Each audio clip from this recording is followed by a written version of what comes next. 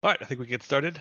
Welcome everybody to this SB 2030 education session on offsite renewable energy options, including a discussion on renewable energy credits, green power, and other things in the kind of offsite renewable energy procurement universe. I'll skip a little bit the introductions for a couple slides in and just start with the overall agenda and logistics for what we'll be covering today. So start with a couple of the housekeeping items for webinar education credits, specifically the AIA ones. We'll go and do an introduction briefly of the speakers that we have today. I'll talk a bit about the SB 2030 from a kind of 30,000 foot level, and we'll have an introduction to renewable energy certificates. How those can be used, under what circumstances those can be used to help meet your SB 2030 targets, what the overall goals are, how the state works in this realm, and then have this open up for a panel discussion on what we're seeing in terms of the current state of RECs, why, what folks are kind of doing in this arena.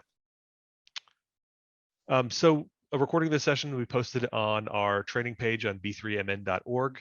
If you need AIA credit for this, we've captured some of your AIA member numbers in the registration system, but if we prefer to have them kind of a belt and suspenders approach, so please drop them into the chat so we can capture them there. This is in a webinar format, so attendees will be muted. If you've got questions, please do so with the Q&A function. Or the chat function. And the Q&A lets us take those the questions that come in and identify those that we've answered and keep that list for us and our presenters so that we know what people are requesting additional information on. Great.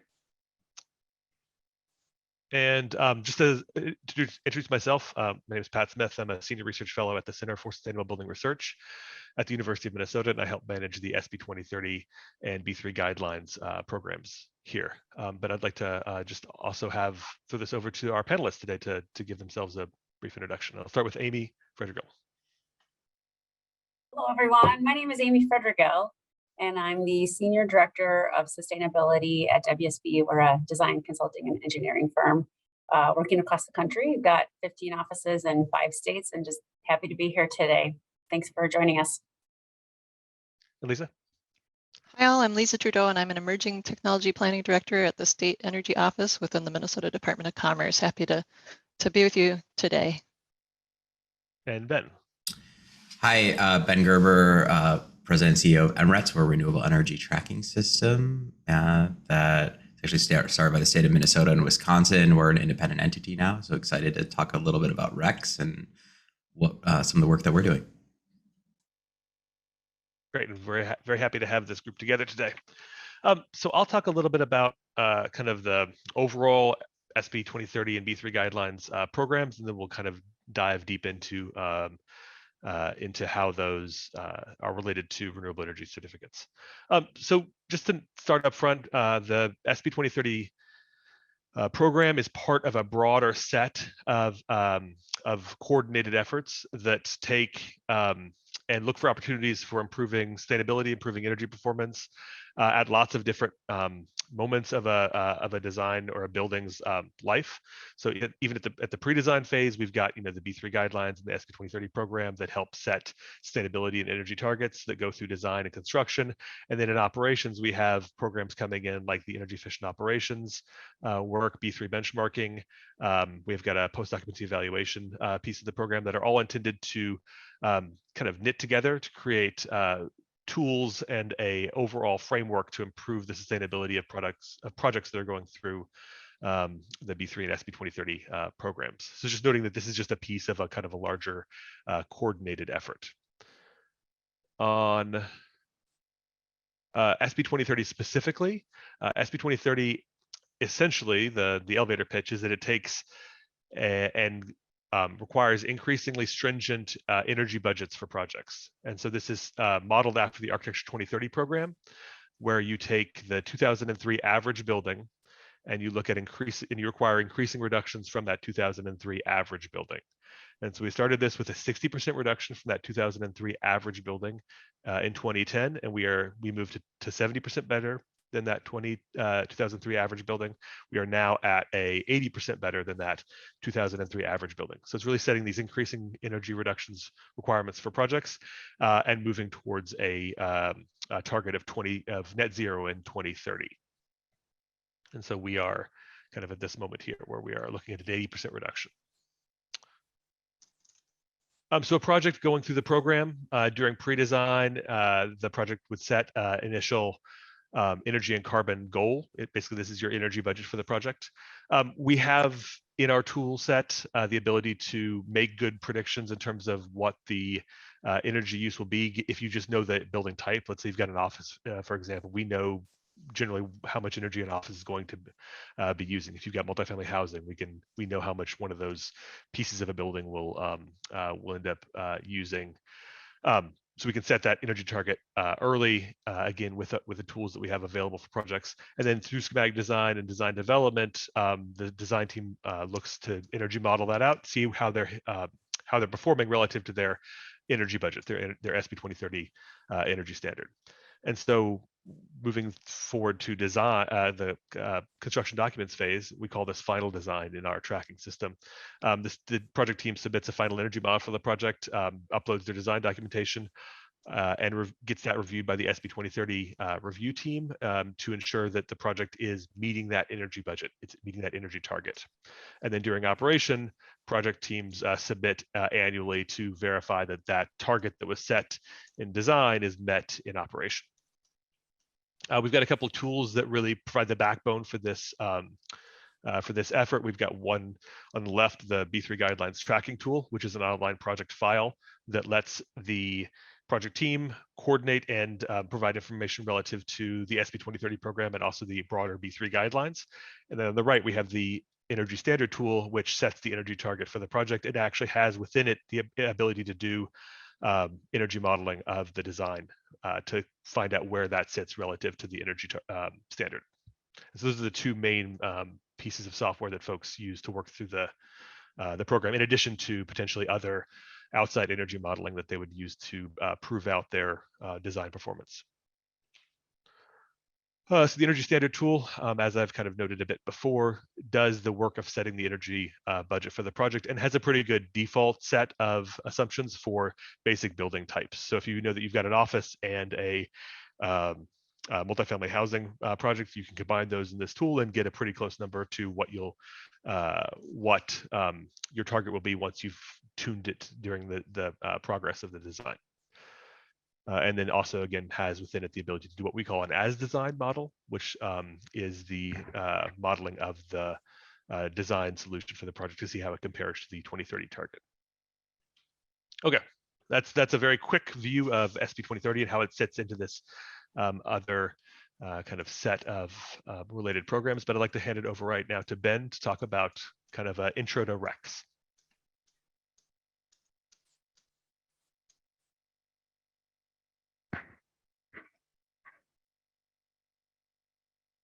All right, thank you everybody for having me today. I will, and are you able to see my main screen? It's been difficult today. Yeah, you're on the you're on your slide presenter view, so I think you want to switch displays. Yeah, I will swap that. Yeah. All right, there we go. That's Perfect. better. Yeah, thank you everybody. I want to give you a little introduction to what M-RETS is, and also possibly talk both about our REC product, but also there could be interest in our thermal renewable energy tracking system as well. So M-RETS is an independent 501c4, a nonprofit. We have a stakeholder-driven board. We have state regulators on our board. States where we operate in, and we track in all 50 states and Canadian provinces. They have the ability, if they want, to put a board member on the M-RETS board. Not all decide to do that, but we also have subject matter experts within the carbon and environmental attribute certificate markets, as well as investor-owned, municipal, and cooperative utility members on our board. We're a little bit unique. We are a nonprofit, but we also own our own technology. So we've grown quite rapidly, especially in the last year. We'll have hopefully in the next month, we'll have 10 full-time software developers. Some of those are full-time contract, but also in-house. And our goal is to continue to provide innovative products to our users. A little bit about the different types of registries. There are multiple registries across the US. There's both GATS registries and REC tracking systems.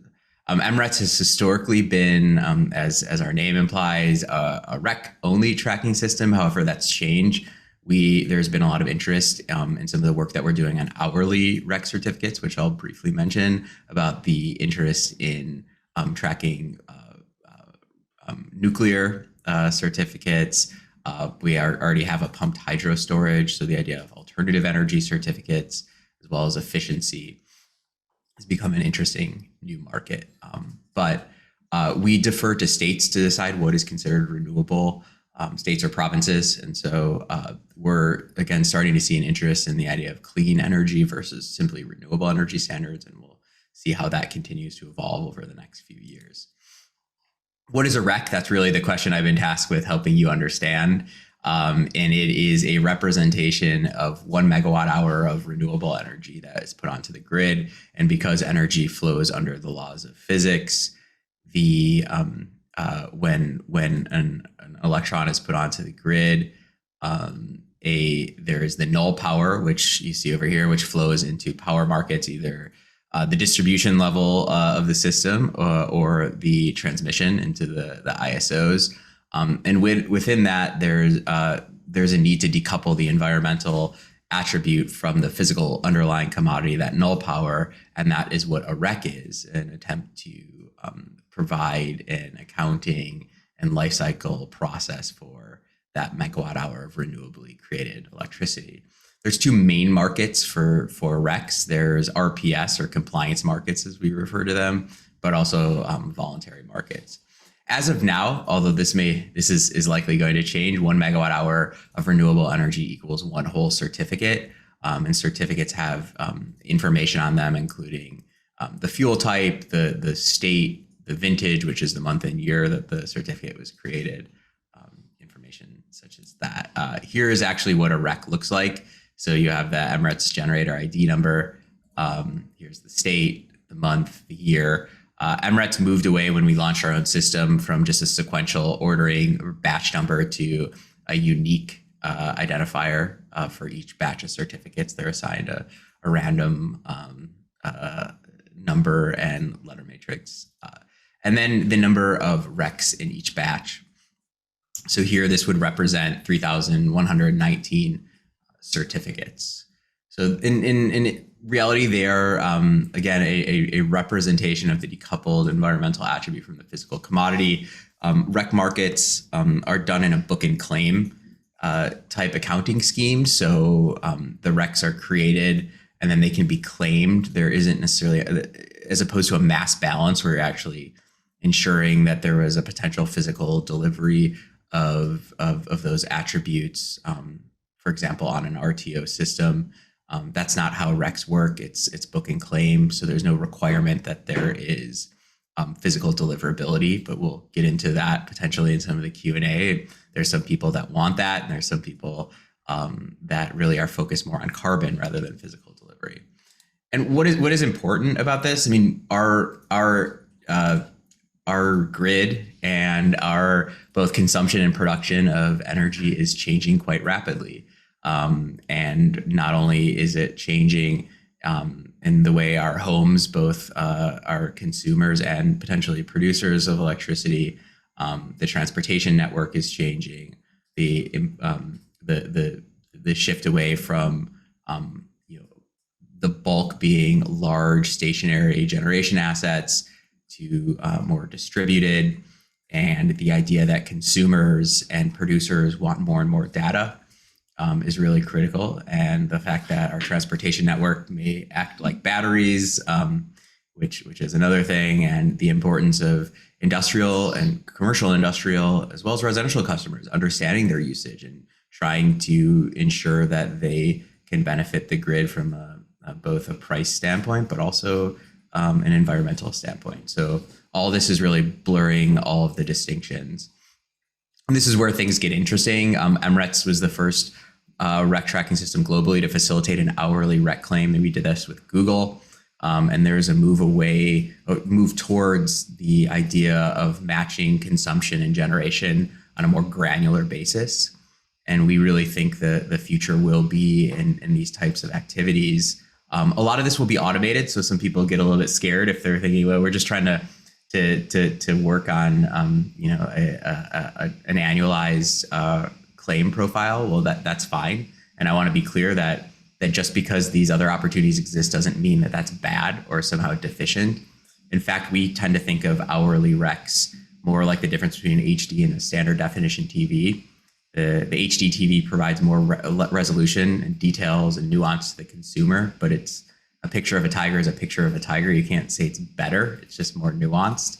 And it's really about what different customers want. And we're seeing that with the rise of corporate PPA since 2015, there's been a huge shift towards a huge shift to understanding what environmental footprints look like for individual customers, especially ones that have multiple facilities, and the goal to decarbonize the grid versus just procure certain volumes of renewable energy is driving this. And so we're seeing a lot of interest in both 24/7 matching, the ability to validate attributes based on the carbon benefits they bring to the grid versus just the energy, the megawatts. And M-RETS is in the process of a fractionalization process where you'll be able to make claims and transact certificates down to the watt level, so 6 decimal places out. So we're going to see a lot of change in these markets, and I think that's a good thing. We're seeing more interesting applications, including renewable hydrogen, renewable ammonia that can serve as both storage mediums and generation mediums, and the amount of data available to help drive these markets will continue to see an evolution in that. So hopefully that was a really crash course into what a REC is, and I look forward to discussing more of this with you over the next hour.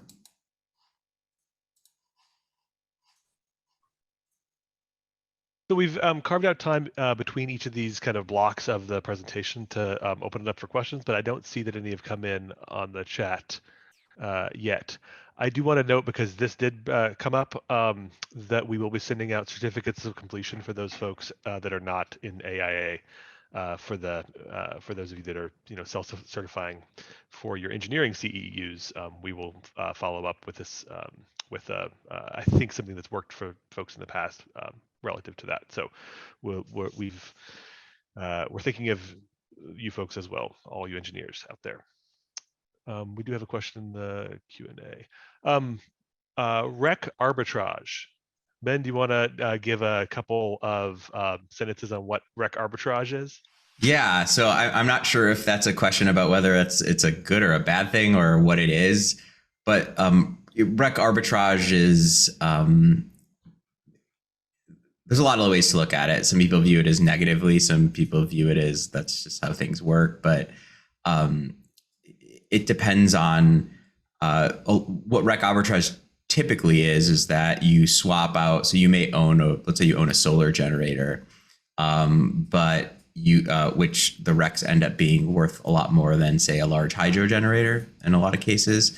So you could swap those solar RECs with someone that has hydro RECs, and so you can meet your same compliance requirements, but arbitrage the price differential so that you end up spending potentially less or making money off of the difference there. So by selling those more valuable RECs to, and the thing is that the way M-RETS looks at it, states and the federal government all have requirements. FTC regulates in the stream of commerce, which is a little bit unique here because most of you, if as government entities, are not going to be operating in the stream of commerce. So it's the ethical guidelines will be different, but for the most part, the FTC regulates how these claims can be made, and they don't distinguish between hydro and solar. Now, if you say I'm using solar RECs and you're using hydro, that is an issue, and there have been enforcement actions by state attorney generals and others on those. But if you're saying I'm using 100% renewable energy and you don't distinguish between them, there's no issue, and that arbitrage isn't considered a problem. Great, that's very helpful. I will also make a note here, a couple of slides about REC arbitrage and considerations for SB 2030. Yeah, so there's another question about carbon offsets. So it's an important distinction that a lot of people ask about. RECs are not carbon offsets, and there is an important piece. Although, I saw Lise maybe shake her head. Some people view that as not necessarily being the case, although they do have a carbon benefit. So RECs can zero out your scope 2 emissions related to your energy use, but they are not considered an offset, where an offset is you have removed a ton of carbon and have to prove additionality. RECs, one, don't have an additionality requirement. And while they must have that, they can't, their carbon attribute can't be decoupled. So you can't sell a carbon offset and a REC for the same value. They can't be used to necessarily offset a scope 1 or scope 3 emission. They can only be used to reduce. Now that is under potentially could be changed with the amount of data that people are trying to integrate. I don't want to confuse anyone here, but there is an interest among a lot of buyers to, because if you're going to quantify the benefits you bring to the grid and you're spending money to do that, people want to take ownership over that and be able to say, using estimated avoided emissions, which gets into marginal emissions, things like that, the ability to make a scope 1 reduction claim, but that hasn't happened yet. I saw there was another chat. Let's see. So does a REC mean that you're using that source of renewable energy? So if you retire a REC for your benefit to reduce your electricity consumption, you're claiming that specific fuel source generator as what you use to power your facility. Now, in reality, that doesn't mean those electrons are coming from that facility, and that's where the book and claim methodology comes in. But yes, you have the right to say, we're using renewable energy, and it could be from one facility. You could procure 100% of the output from a facility through a PPA and acquire the RECs. But you can't also claim that you're using the output of a facility just because you have a PPA if you're not procuring the RECs that back that power. Then it becomes an issue. Yeah, it's important to note that. But for that piece of renewable energy production, only one person is making the that attribute claim. Yeah. That might be the utility. That might be somebody who's purchased the RECs for that. But it's only going to one spot. Yeah, and it looks like another question that came in is do RECs need to be retired? RECs need to be retired if there's going to be a claim based on them. Yes. So what our system does, very much like a carbon registry, like a Vera, that in order to make that claim, you need to retire the certificate in our system, and the only valid claim is one that has its origins in our registry. You can't not retire the certificate and then make claims outside of the registry. That would be an issue, because what you're adhering to is that wherever that REC resides, that's where the claim can originate from.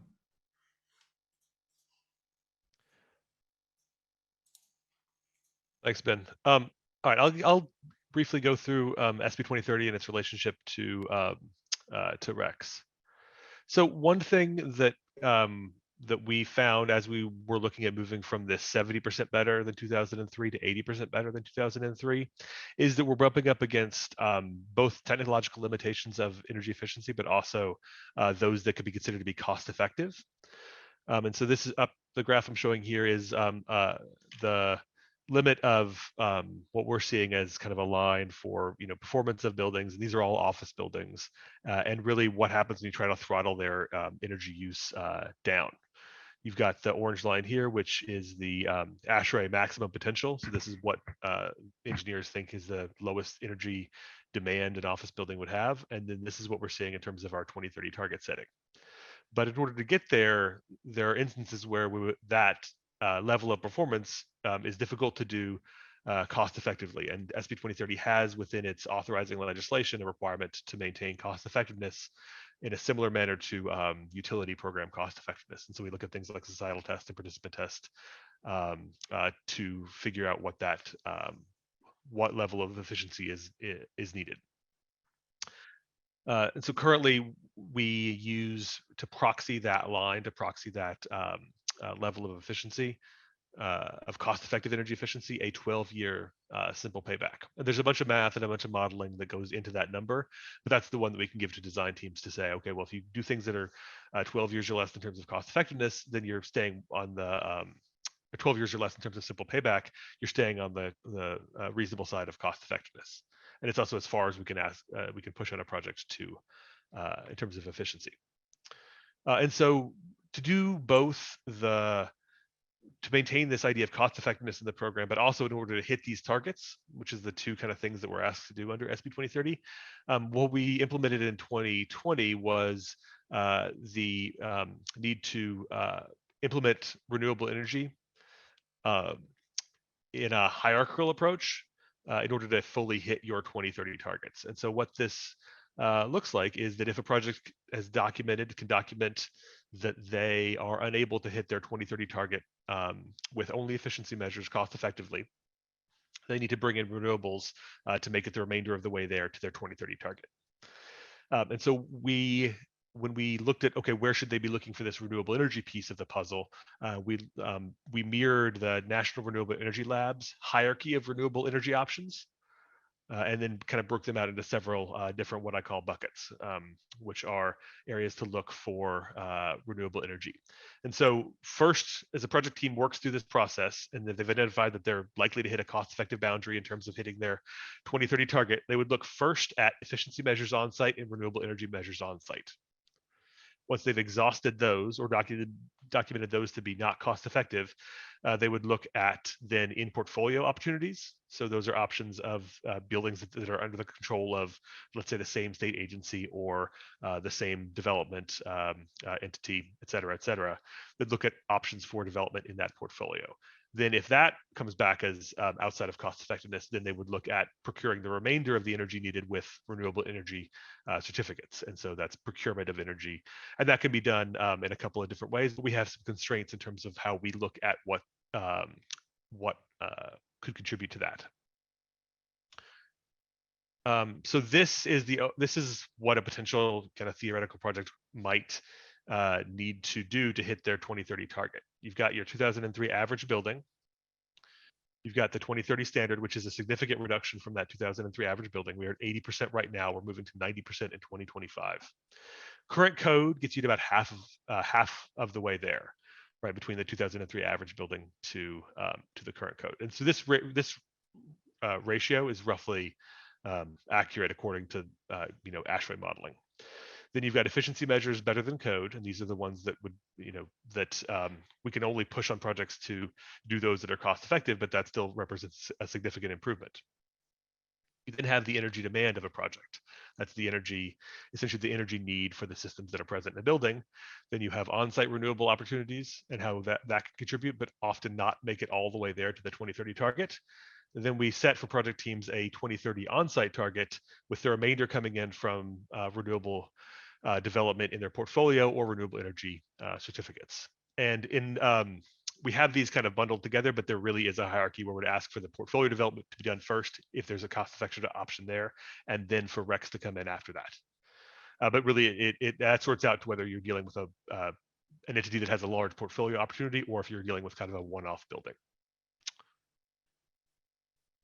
And so I think I'll note the REC arbitrage question here as it relates to SB 2030, that if you've got on-site renewables And if you want those to contribute to your SB 2030, essentially the on-site bucket, that first level of the hierarchy, if you sell off the RECs for that renewable energy development on your site, but then replace them, those can be considered to be that can still be considered to be an on-site system. That is the potential area that you might use REC arbitrage under SB 2030. I hope that answers the kind of second step answers that question that came in. And so this, oh, sorry, this, please ignore that. That is a typo on my, from a prior slide deck. Offsite measures, that's what we're talking about here today. So what do you need to consider if you are bringing in renewable energy credits from offsite? And so, right, this is the remainder. So this is once you've sorted out your efficiency and your on-site renewables, what do you have left in terms of energy use intensity that you need to bring in from offsite? And then I made this note already that any on-site renewables that are contributing towards this would need to retain or replace their renewable energy certificates. Some general considerations that we have. One is that we look at a 10-year window, and that's been baked into our program from the start. Is we look at a 10-year horizon for energy improvement. So if you're looking to procure renewable energy credits, then would be looking for a 10-year timeline or a 10-year commitment. Renewable energy generation source, what we do is match some other legislation related to what is considered to be what's an eligible technology, and that is limited to solar, wind, hydro under 100 megawatts, some biomass with limitations, including particularly sludge burning for wastewater treatment plants is considered to be not an eligible technology, and then hydrogen as basically a pass-through of these other sources. So if you're using hydrogen to deliver renewable energy, that's acceptable, but only if it's derived from one of the approved sources. And then just making sure that the accounting is in place, and then this may be split or combined. So this we could accept, something like Excel's Renewable Connect program because it has both the renewable energy certificate and the power together, or we could accept somebody going out and purchasing RECs from the voluntary market and then using that in combination with their just typical power. With, I think Ben's term for this was null power. And then, so some potential approaches that folks could pursue.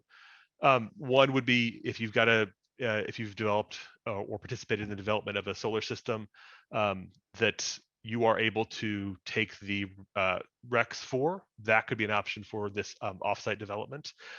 Please note that a lot of solar gardens would have those renewable energy credits sold off to the utility. That's often a place where people get tripped up, is that those are going to the utility and not going to the power purchaser. RECs, ongoing, or so the one option is to buy that 10-year amount in bulk, which we've seen some folks do just because they can make it into a capital expenditure versus an operational expenditure, and then have that as basically their supply for their 10 years based on their estimated energy use, or attach yourself to an ongoing procurement option. Green power programs, we understand that there's some, depending on how your tenants are sorted out, there's some difficulty with that because you might not have access to all of your tenants' bills, but that is still an option if you've got kind of full control over the utility consumption of the building.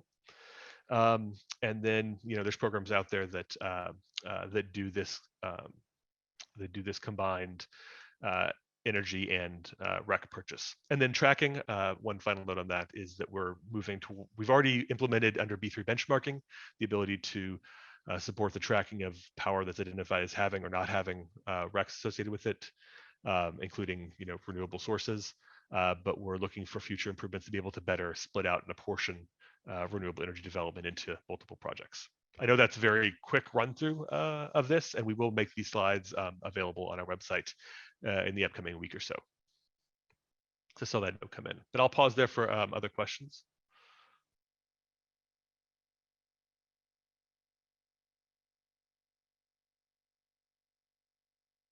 There was a question about state entities claim they could not purchase RECs with construction budgets, and I don't have any additional clarification to date to date on that. There was a question that came in also of how do we document that the usage of the Renewable Connect will match the requirements for SB 2030. So in large part, we would lean upon the energy model that's coming out of that whole the design process, where with that model, model as verified by our review team, we've got a pretty good idea for how the building is going to be expected to use energy, and so you'd have a good idea for what the amount of energy that that they would need to procure, the amount of let's say just say green power, Renewable Connect, or whatever you're sourcing that from, would need to fully meet their target. So in large part, we're relying on the design model to be able to figure out how large those different pieces of the puzzle would need to be. There's a question from the chat about what happens after 10 years. Do you have to repurchase? Essentially, the SB 2030 program sunsets after 10 years of operations. So we don't have any there's no obligation for a project after they've met this for 10 years. We would suggest that if you've attached yourself to green power procurement, might be something you'd want to continue, especially if that's going towards your other institutional goals. But from an SB 2030 perspective, we have a 10-year timeline, and then we kind of take a step back. Okay. Other questions coming in?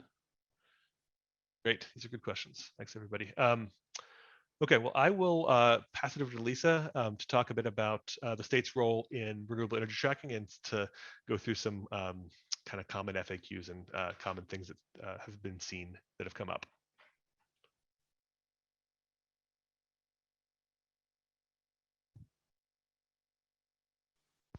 Awesome. Let me just unmute myself and share my screen.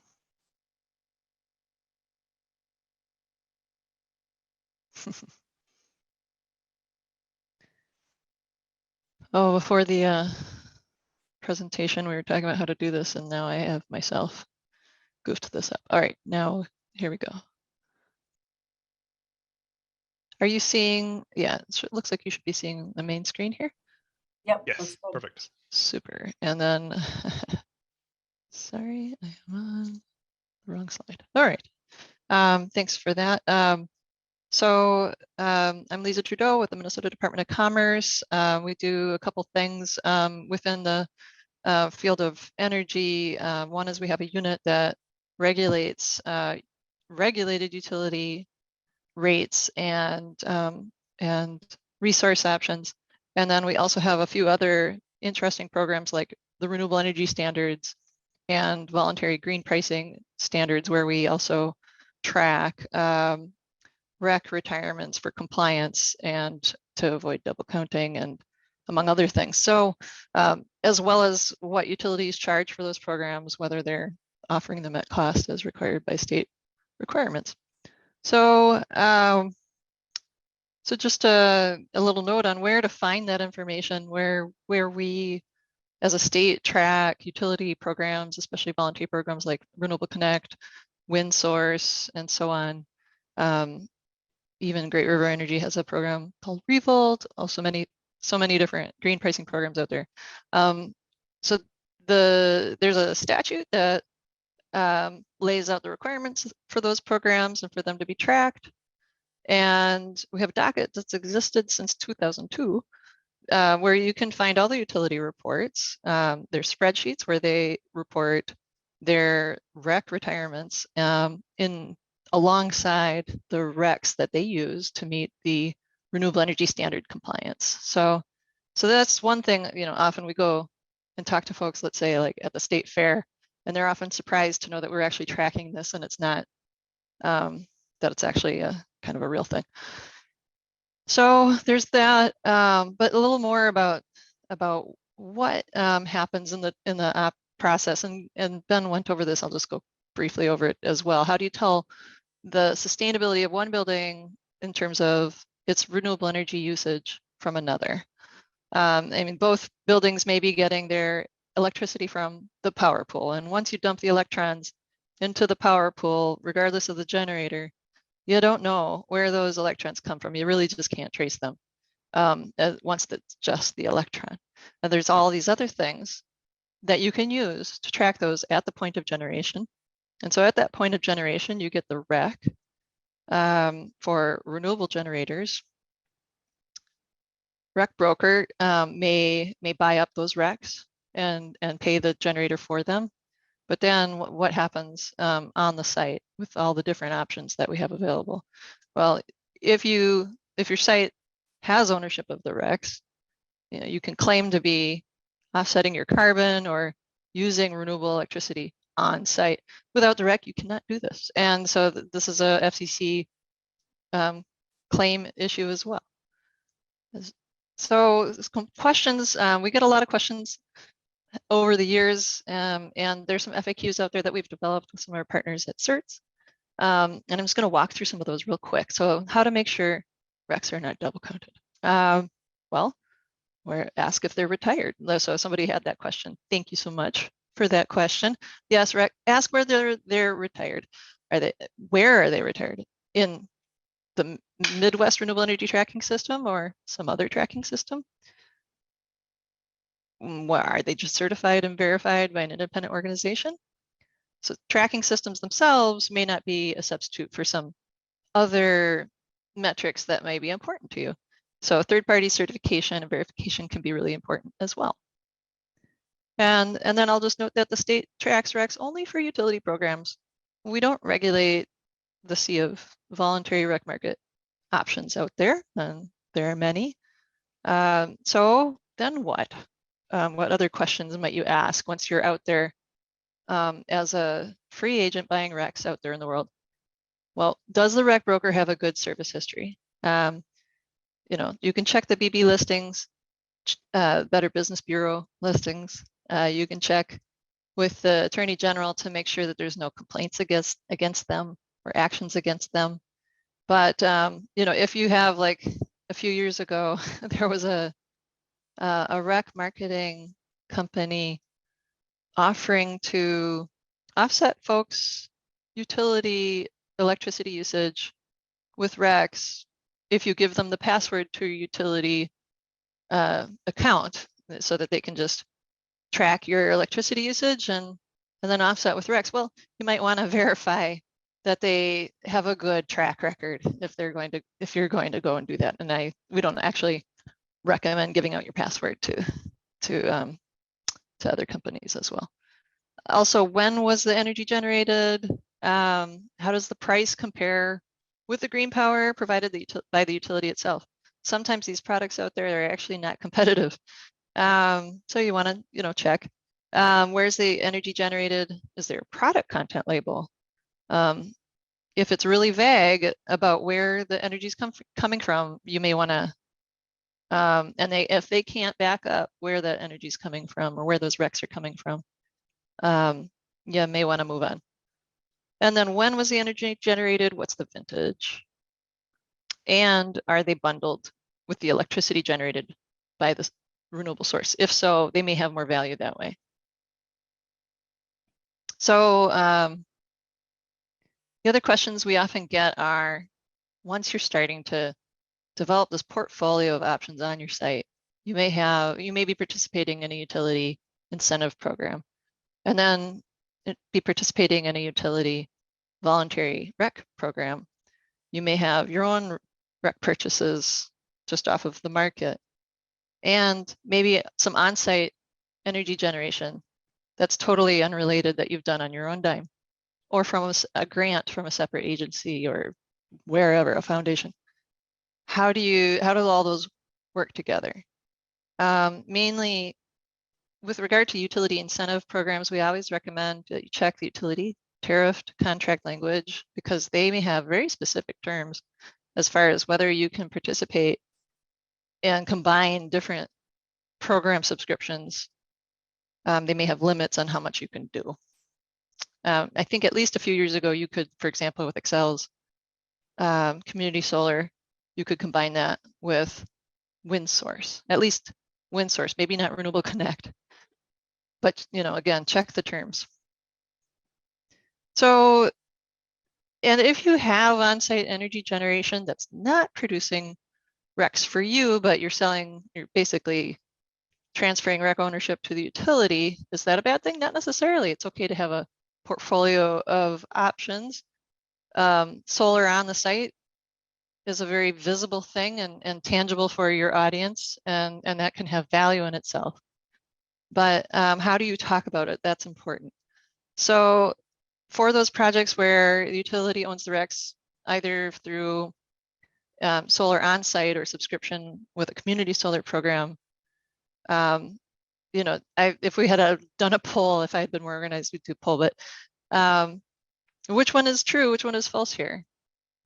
Well, you can't, if you don't own the RECs, you can't say that the array, if it reduces on-site carbon emissions. And this one's tricky for a lot of well-meaning organizations out there. And as I've said to this team here, it's a real bummer for them when I say, yeah, I can't make that claim.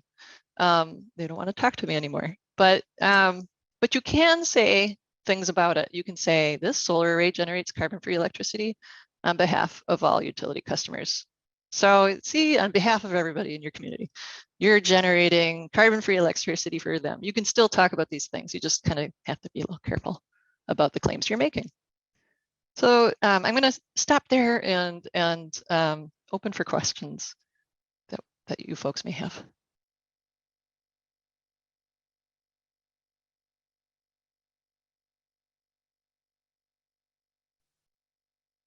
There's a question that came in from the chat about how does the vintage of the REC come into play with using the REC? Does it need to be in a certain time frame? That's a great question. And so as Patrick, as you pointed out, for the SB 2030 program, the REC needs to be at least no older than 10 years old. Is that right? You mean to the system that the REC is derived from? We don't have that limitation. We're looking at a 10-year time frame for either the REC purchase or the ongoing association with RECs. Gotcha. Sufficient to meet their targets, but we don't currently have a initial start date. Okay. Well, so in that case, at least from the state perspective, for utility programs, we have a state requirement that the REC be no more than 4 years old, at least to comply with sales in the year. So let's say if it was 2020 wind source sales or whatever, or 2020 renewable electricity standard compliance, the RECs would not be able to be, if a REC was generated in 2015, it could not be used. Because that would be more than 4 years old. But a REC generated in 2017 could be used against, sales in a future year. And the reason for that is because utilities often procure these resources in bulk, and they may procure a large wind farm. That means that they have a little excess in 1 year compared to another. And then plus sales can fluctuate depending on demand. So increasingly there's more and more demand for REC products as far as is basically my understanding.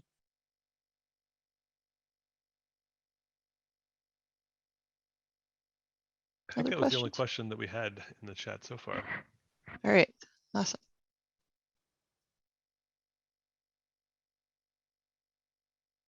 Well, now I'd like to hand it over to Amy Fredregill for a bit of a discussion around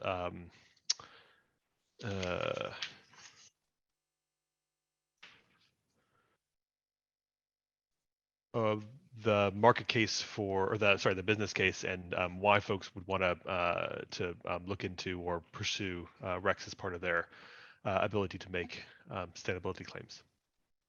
Great, thanks, Patrick. Can you hear me? Great. All right, and you can see my slides. Great. Okay, sounds good. Well, hello everyone, and it's a great conversation. Really important to have these types of discussions and understand all the nuances. These are complex issues, and I was thinking about how my remarks fit into what Ben and Lise and Pat are sharing.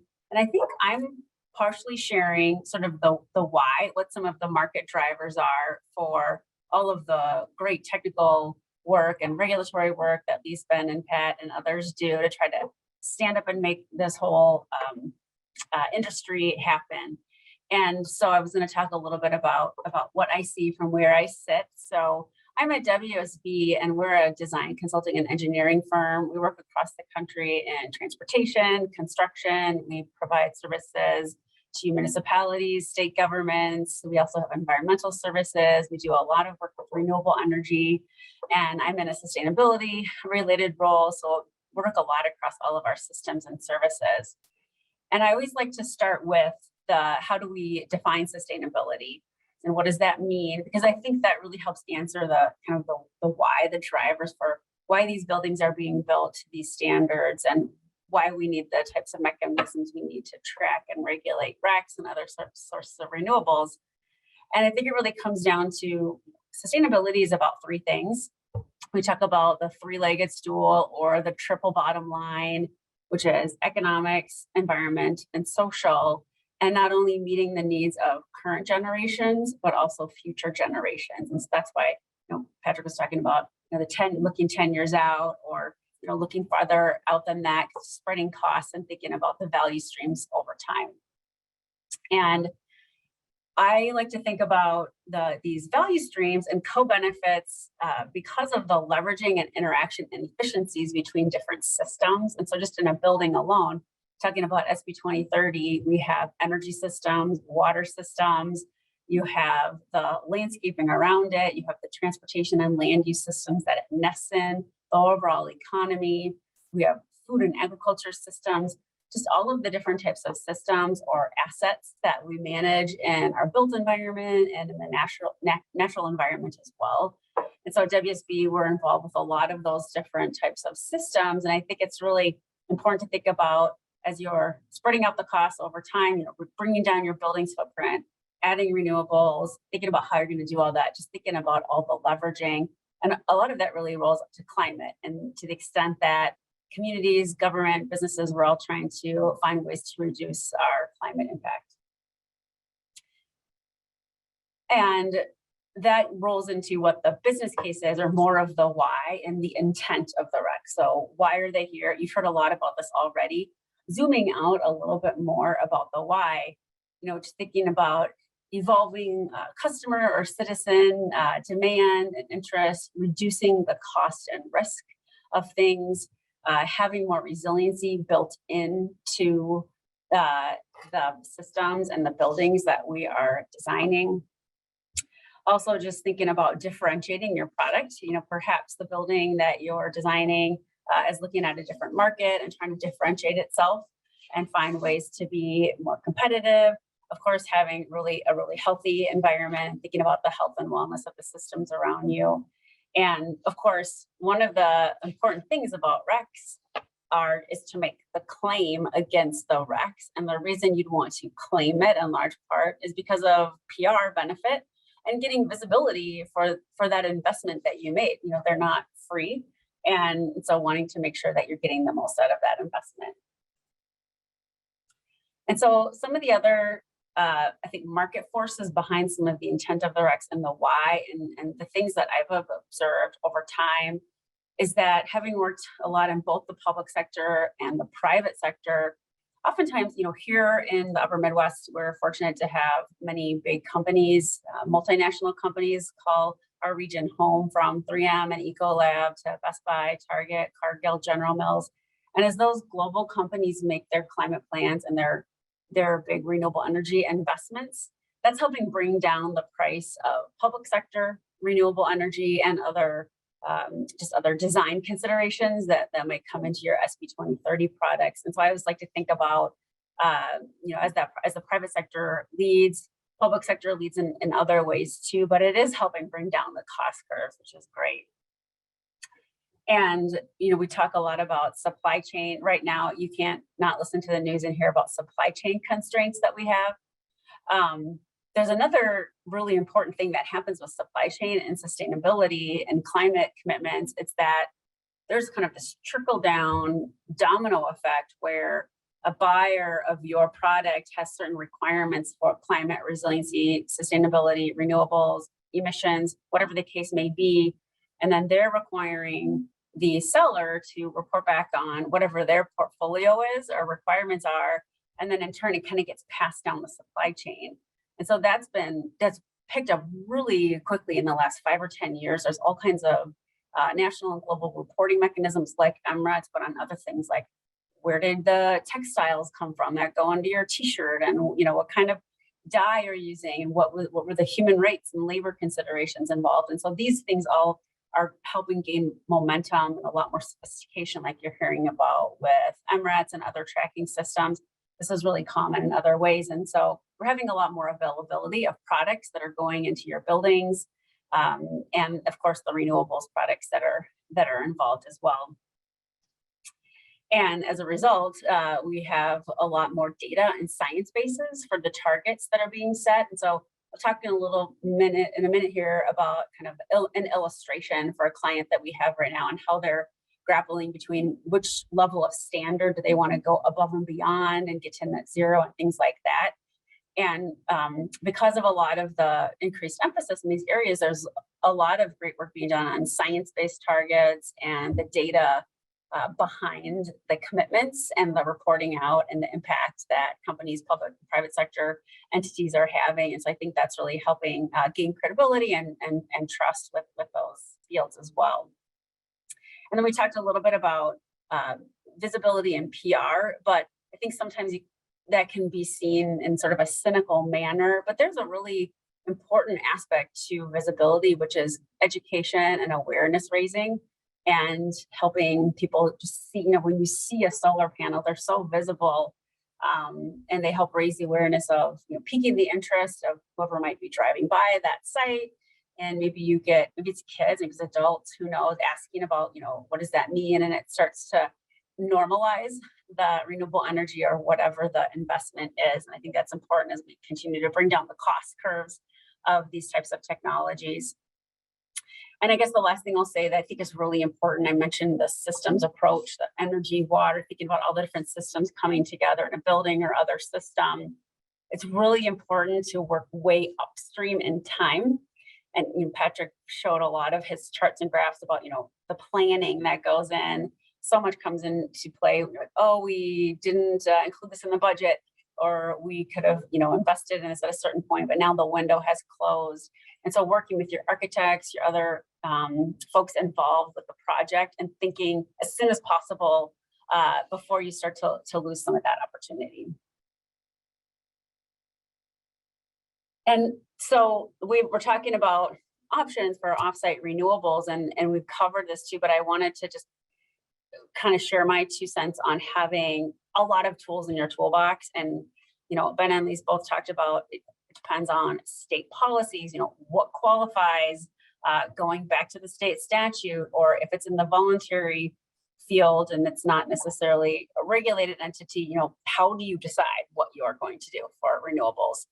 And I know I've heard leaders at the University of Minnesota talk about how they meet their climate and sustainability goals, and lots of other entities, and having kind of everything on the table, because there's no one size fits all approach. And so we have on-site renewables, we have off-site renewables, you have the utility green tariff programs. Lise was just mentioning Renewable Connect, there's Wellspring, Minnesota Power and Otter Tail have theirs, the Solar Garden subscriptions, with careful eye towards if you're able to claim the RECs or not. And of course, the requirements there are really important for this conversation today. There's PPAs and VPPAs. A VPPA is a virtual power purchase agreement, which is another technical and financial kind of legal instrument. And there's just so many different options. So depending on your SB 2030 project and other things that you might be looking at in your portfolio, just knowing that this is a really quickly evolving field.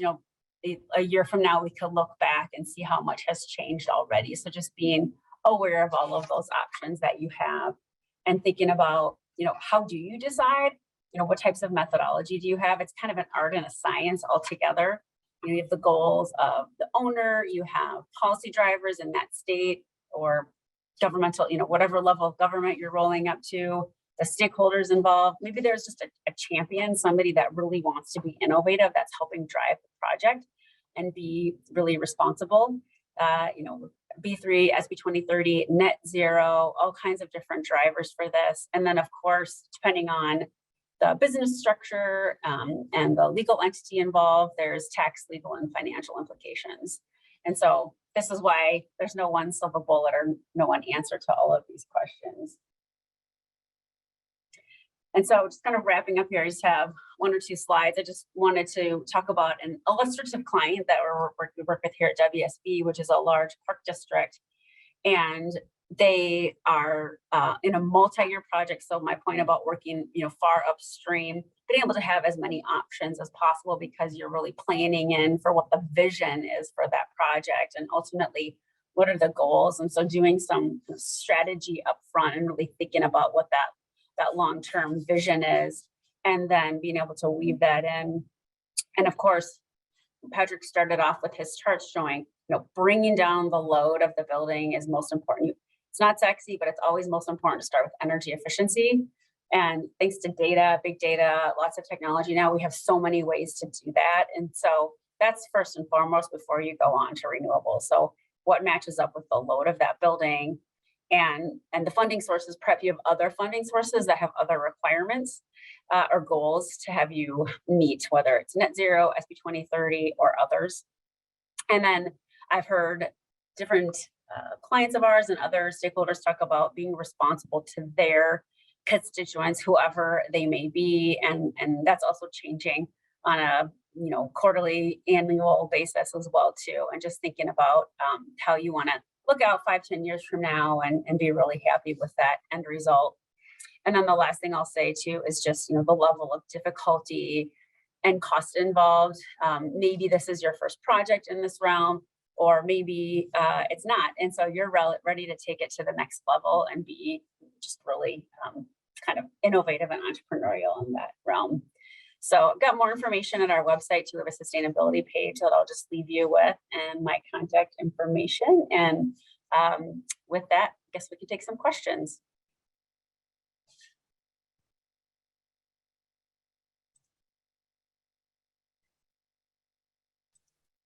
Great, thanks, Amy. One question that did come in was thinking about making a 10-year commitment to RECs at one moment, given that there might be some variability kind of down the line of that. Well, that could, I suppose, any of us on the phone could probably, or on the call could probably take a stab at that. But I just, I think Patrick, you really hit home the 10-year window for what SB 2030 looks at. And so thinking about what I talked about, my perspective is, what is the vision for this project? What do stakeholders want? What's cost effective? And what meets the needs in a responsible way? But curious what other folks think on that. We get that question from time to time, especially regard to, well, the only one that you can get a 10-year contract on right now is Renewable Connect. So, and then with that one, it's a bundled rec where as a Xcel electricity customer, you would normally pay for the basically the resource mix, the fuel clause charge on your bill, which is the blend of resources on their system. I call it the house blend. So when you buy one of or subscribe to one of their other programs, you're getting some premium blend, you get credited the fuel clause in exchange because you're not buying from the pool that they normally supply all their customers with. So then, of course, folks want to know, well, what have been the price trends for that fuel?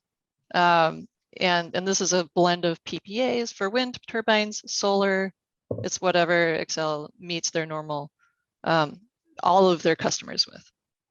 So, you can track some of the past performance of the fuel clause, that's public data. Projections on forward costs are usually not public information. And, but of course, everybody wants to know because they want to speculate, are prices going to go up and is this a good hedge? It's a good question. But past performance does not always indicate future performance. You have to, you know, kind of, so you may be taking a risk, or it might be a really good buy. You just might not know until, which is why you might want a mix, a portfolio mix. So I think that brings us, we're kind of shifting over into kind of the panel discussion part of today, which will take up the last 20 so minutes. Other things folks are seeing out there in terms of the current market for RECs and how things are moving in that landscape. Because I know that some folks have seen some changes over the last 6 months or a year as they're going out and looking for pricing. Yeah, so I mean, to kind of piggyback off that, a year ago you could have got a 10-year strip of RECs for 50 cents that are now trading at $4. So locking in that would have looked really good compared. And so that's whenever you're locking into long-term agreements in a changing market, there's good and bad risk. And so I think what Lise and Amy had mentioned is really risk mitigation strategies. I think the other piece to think about is what do we want out of this in terms of, is it decarbonization? Is it matching volumes? And with the evolution of granular certificates and certificates that may contain carbon values, could be writing that into the agreement. I mean, we've seen that. I'm in this awkward position sometimes where we're like, well, what should I do with my contract? I was like, well, talk to your attorneys about that. But you can put in clauses that say who owns what hours, or our strategies for the future if hours become important, how we will resolve that conflict, things like that. If there's an embedded carbon benefit that could eventually be claimed, who owns that? I've talked to some people that have very strong contractual language in there. There's potential. Again, this goes both ways, but having out clauses if prices go too high or too low that make a contract no longer viable. So all these are strategies that I think can be used, especially with larger buyers, with the more market power you have. One of the things that we're seeing too is that government entities as well as private entities are using their ability to go into purchase together, sometimes anonymously and sometimes it's well known. So there's groups there's companies that do this, but this could be done on your own, which is sending out an RFP as a bunch of different entities. And if you're obviously the price of 100 kilowatt facility is going to be more per kW than a 2 megawatt facility. And so if you could split all that up, we're seeing that happen a lot. And again, private entities are doing that. Sometimes they want it known. Sometimes they say it just can't be with my competitor. Things like that. We're seeing a lot of companies that aggregate that on your behalf. I know at one point the universities of the Midwest were looking at leveraging their market power to do something similar. There's a lot of politics involved though, because when you have multiple states, where is the facility going to be located? It was going to be an issue if it was a Michigan university and the facility is located in Ohio and Minnesota is also buying in. They all want the local benefit. So again, I think it's really articulating that, because if you don't care about local job benefits or things like that, I'm not saying that they don't matter, but if that's not something that is a priority for your organization, being clear about that and then figuring out what is. Again, if it's carbon, if it's deliverability, additionality, because you can get an existing resource much cheaper than a new one. If additionality is not a massive concern. I wonder if I could add on to that comment about local versus other geo-targeted areas. I'm just going to try to share my screen real quick here. We, in preparing for this session, had some interesting back and forth about why would you want to buy local versus buy in a other state, for example. And so carbon grid intensity is one factor there. Here's an older study that I think illustrates this well by a lot of the researchers at Carnegie Mellon, and they may have moved on by now, but in any case, here it shows the avoided carbon dioxide. On the left, you have solar, on the right, you have wind, which was based off of the time of day and how carbon intense electricity is based on the time of day. So around on the right-hand side, you'd see certain areas of North Dakota you might, if you're buying RECs from that project, you may be reducing carbon much more than, say, Wisconsin. We always pick on Wisconsin, but whereas if it's solar, maybe down in Kansas, you might be offsetting more because of the middle of the day, or Nebraska. They use coal for just about everything, day or night. But so where you buy from might matter. And then this is just the avoided carbon dioxide, but then in terms of the particulates, that study also has another map showing, boy, if you were to buy offsets or RECs from a project in Indiana or Ohio, holy smokes, they have some really dirty generators over there, and you may be really reducing particulates, although they are downwind of us, so maybe you don't care. I don't know. It all depends on what you want. So that's just a little thought there on that question.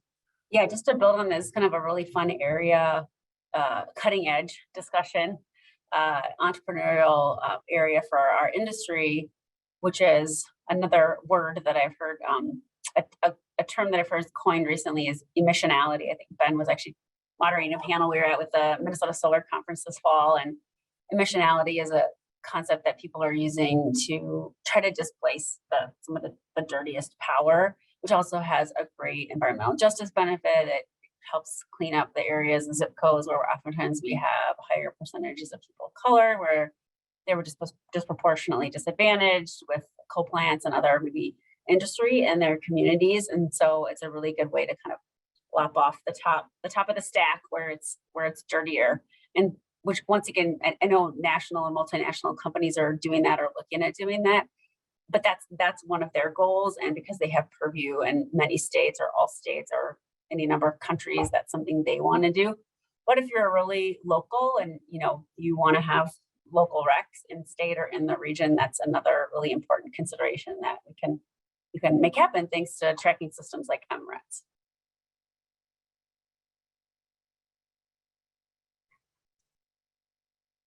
There's no shortage of words we make up in this industry, and emissionality is just the newest one.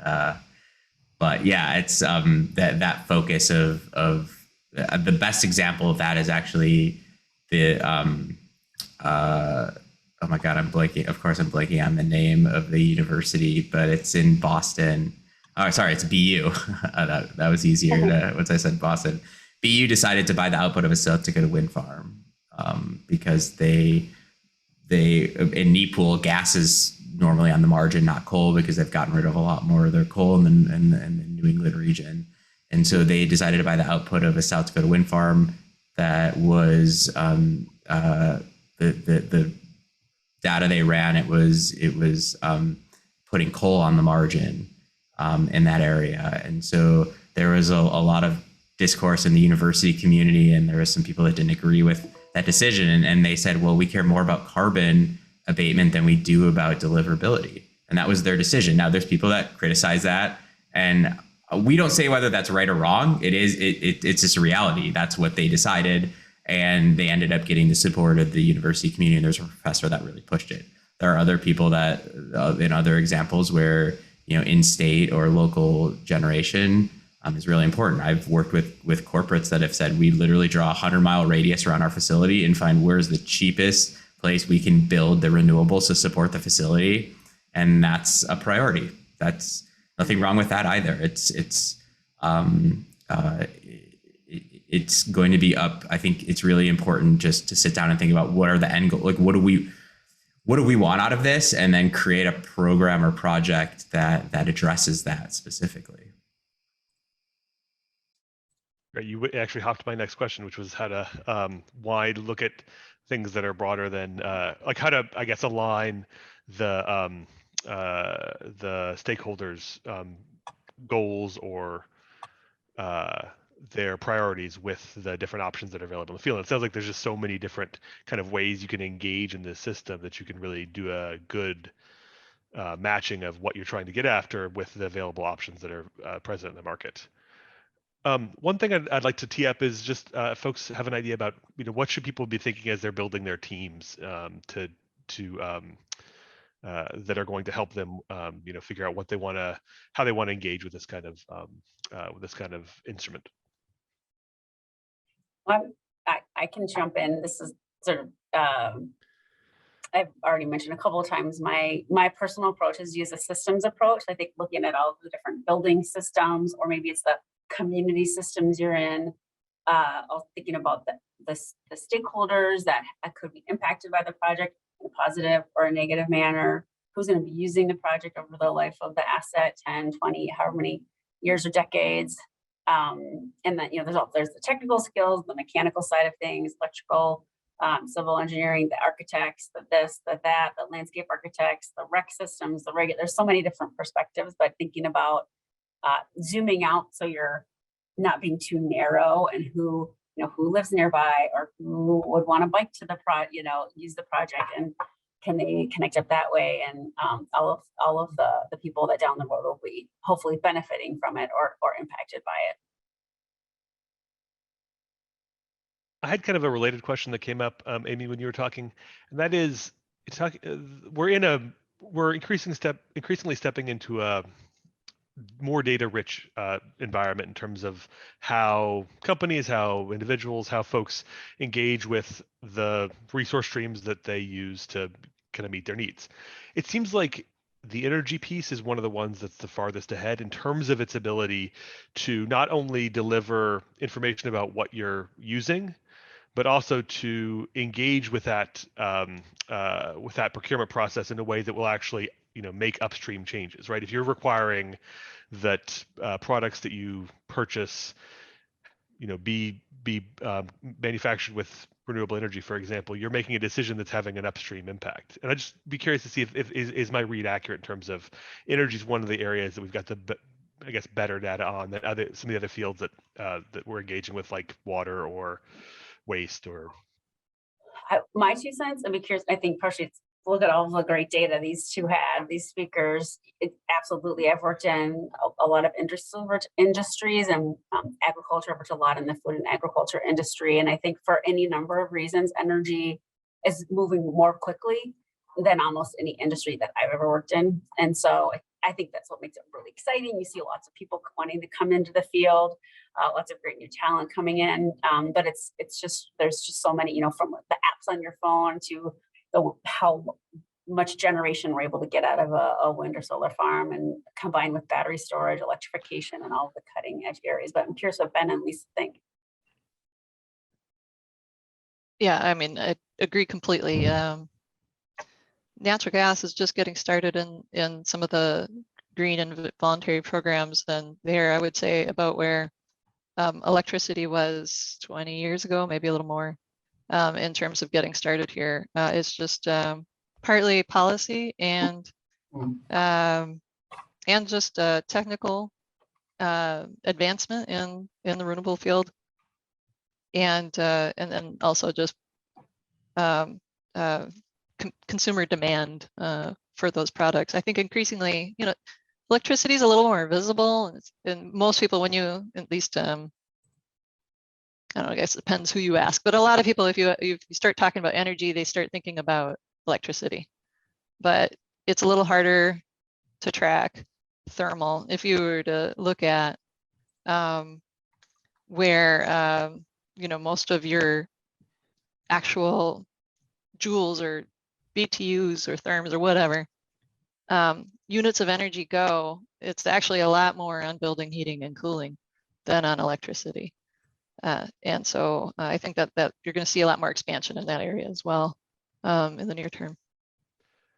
On the question of data, I'm going to tee up a couple of just questions through the platform here, just to see if folks are interested in follow-up sessions. We've got a couple of kind of ideas that this group had as we were going through this, and then also just to get a sense of how folks are currently engaged with RECs. So you'll see those pop up, along with inquiry in terms of kind of what the balance of folks in this audience are. I tended to get these out earlier, but I just didn't. So.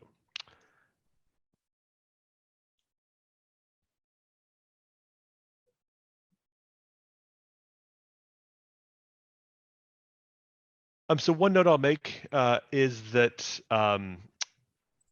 upcoming from the SB 2030 side of things. I'm hoping to put together some improved guidance on the procurement of RECs, including some questions that got teed up today that we didn't have an immediate answer for. One of which was whether we would accept renewable energy, or sorry, thermal energy credits. I don't perceive any immediate barrier as to why not, but it's not something we've had come in previously. And the other question would be, we haven't currently levied a vintage requirement for RECs coming under SB 2030, which I previously noted. That's our current status, but I need to loop back and make sure that there's nothing that in the network of requirements that we're needing to follow that I've missed that we would need to implement some REC vintage requirements for. So I'm going to put a pin in that that vintage question for the moment to make sure that I'm not missing anything. So yeah, it does sound like there are some interest in some follow-up sessions, especially with utility REC policy and state policy. I was going to mention that the state of Minnesota is currently undergoing their gas decarbonization with the CenterPoint Energy, and we're not involved in the docket per se, but we've worked on that issue, and we've talked to quite a few universities nationally, including University of California, which is I only mention that because they're the largest one, about what they're doing, and they're in an interesting situation as an obligated party under the low carbon fuel standard in their state, as well as need to decarbonize their building. But I was going to mention there was a question that came from Shane Stennis from the University of Minnesota, which if you didn't know or hadn't heard, I don't know how recently this news came across, but they were able to halve their carbon emissions. So big congratulations to them. But you think about how things are moving so quickly. Who would have imagined that? I don't remember what their baseline date was, but that they were going to be able to do it that quickly, I think is just shows that both the opportunities, but obviously the risks. And so it's important to just think through again. I think people jump right to the solutions versus thinking about what do you want to achieve out of this, and then looking for the solutions that address that, and whether it's RECs, on-site renewables, all that. I think combined heat and power is another really important piece, especially for large buildings that have a lot of heat load. So quite a bit of opportunity here. Related to that, there's a question in the chat on whether you need to look on-site before looking off-site under SB 2030. And the answer in general is yes, although for those entities that have a campus to work with, that on-site piece is actually at the campus scale. So if it makes more sense to bump up renewables and not get quite as far in terms of efficiency, as long as you're still hitting your SB 2030 target, that's acceptable under the rules of our the program. So we have this kind of expansive view of what that on-site is. If you do want to look off-site, then you have to make sure that you're hitting at least a 12-year payback for your on-site efficiency, on-site renewables before doing so, which is a lift that's larger than some folks out there in the development community, but not as far as some folks go that are looking to get more aggressive in terms of their energy efficiency. Not sure. Are there any other chat there? I'm going to throw up that other poll really quickly here, which is just getting an idea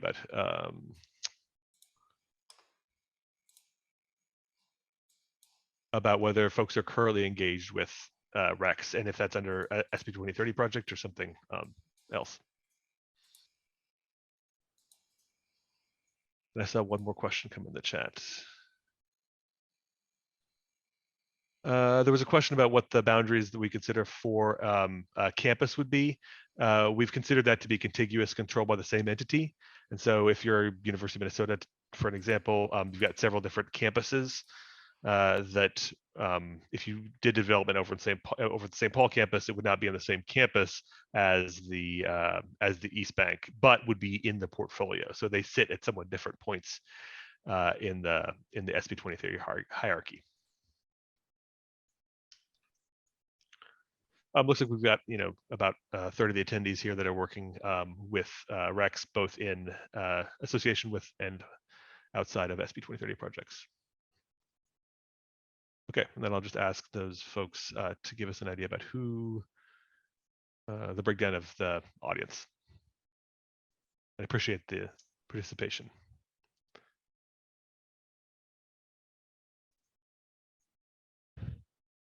All right.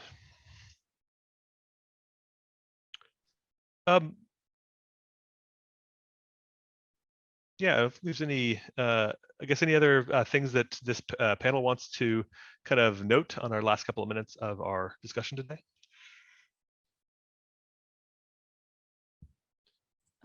I'm just going to drop in a few resources into the chat field that we talked about today, and with additional information about rec markets, questions to ask, solar claims and recs in Minnesota, guides to purchasing green power, and then a link to that paper on regional variations in emissions and health benefits. Great. Yeah, I was just gonna say, look, because we were commenting about how quickly this field is changing and evolving. And the flip side is there's so many great resources like this, webinar or other things that Patrick's group posts or M-RETS, the state, there's just a wealth of information. And so we are getting to have a couple of decades of experience in these fields now. And so it's complicated, but there's a lot of people doing great work. And so luckily you're not alone. And so you don't usually have to start from scratch to figure these projects out. Right, it's useful to understand that there are resources and those people are out there that can help, because it's a complex area, right? You're engaging with things at different scales and things with different instruments that allow you to access those things at these different scalar levels, and that allows you to do fun things like lower the marginal carbon in North Dakota, but it also comes with the need to figure out how you're what mechanisms you're putting in place to do so. Great. Should we leave it there for today? With a big thank you to the panel. Thank you so much for participating, and thank you for the attendees.